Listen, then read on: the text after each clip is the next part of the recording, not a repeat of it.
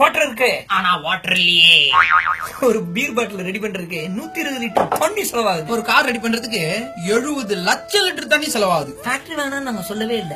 இவ்வளவு லிட்டர் தண்ணி செலவு பண்ணி ஆடம்பரமா ரெடி பண்ணக்கூடிய ஃபேக்டரிஸ் எங்க ஊர்ல வேணான்றோம். இந்த ஃபாரினர்ஸ் இருக்காங்களே, மொர்ரை மூசா, சரியான அவங்க ஊர்ல இருக்க தண்ணி எல்லாம் பத்திரமா லாக்கர்ல வச்சுட்டு நம்ம ஊர்ல இந்த மாதிரி வேலையெல்லாம் முடிச்சிருது. அப்ப நாங்க தண்ணி எங்க போவோம்? கேட்டா மேட் இன் இந்தியா. கடல் நீரை குடிநீர் ஆக்கிடலாம். Desalinization is the best thing he is saying. கடல் நீரை சுத்தமாக்குறோம் சொல்லி ஒதுக்குற அமௌண்ட் எல்லாம் சுத்தமாக்கிறாங்க. சுத்தமா மழை தண்ணி வந்தது, அதெல்லாம் மொத்தமா விட்டுட்டோம். குஜராத்ல வெறும் 42 சென்டிமீட்டர் மழை பெய்யுது. அதை வச்சு ஒரு வருஷத்துக்கு தேவையான தண்ணி அழகா பிளான் பண்ணிக்கிறாங்க. ஏன்னா பக்கா பர்மிட்டான water management.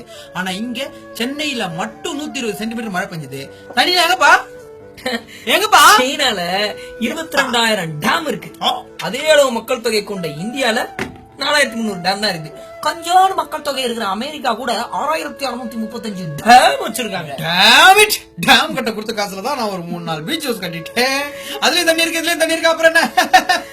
Hydro carbon project அப்படின்னு சொன்ன உடனே விவசாய லேண்டா இருந்தாலும் அடிச்சு புடுங்குறீங்கல்ல. மேம்பாலம் கட்டணும் அப்படின்றதுக்காக கல்யாண மண்டபத்தை போய் சைட்ல கலாய்க்கிறீங்களா? மெட்ரோ ரயில் ப்ராஜெக்ட் வந்த உடனே குழந்தைங்க விளையாடுற பார்க்கா இருந்தாலும் பரவாயில்லன்னு சொல்லிட்டு பட்டையை கலப்புறீங்கல்ல. அப்புறம் என்ன? குளம், குட்டம், ஏரி இந்த மாதிரி கட்டி இருக்கிற காலேஜ், பஸ் ஸ்டாண்ட் எல்லாம் அடிச்சு தூக்கு.